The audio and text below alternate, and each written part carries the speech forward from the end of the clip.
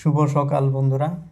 আজকে খুব সকাল সকালেই হসপিটালে গেতাছি, কারণ কিডনি ট্রান্সপ্লান্টের পরে যেটা রুটিন টেস্ট থাকে সেই রুটিন টেস্ট আছে আমার আজকে, আরও ট্যাক্রো লেভেলেরও টেস্ট আছে, যার জন্যই সকাল সকালে আজকে হসপিটালে আইলাম।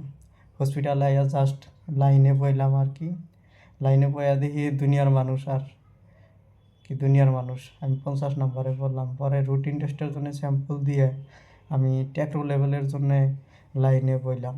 এনেও দেখি দুনিয়ার মানুষ, সব মানুষ লাইনে বয়ে রয়েছে। এখন ট্যাক্রো লেভেলের স্যাম্পল দিব। ফাইনালি এখন 2টা বাজে, সব রিপোর্ট ডাইটেশিয়ানরে দেখাইলাম, তারপরে ডক্টর দেখাইলাম, সব রিপোর্ট ঠিকই আছে আর কি।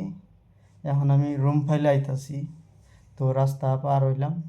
এটা আমার রুমের গলি আর কি, এই রাস্তা দিয়ে গেতাছি। বেশি ভালো না আর কি। এই যে আমার রুম পাইলাম, রুমে এখন সিঁড়ি দেওয়া প্রোফাইলে উঠতে রুমে আইলাম, খাওয়া দাওয়া করলাম, ডক্টর দেখে আইলাম আর কি। তো এই যে আমার এই যে রিপোর্ট, সব বস্তুই নর্মাল আছে আর কি। ক্রিয়েটিনিন আছে এখন 1.03।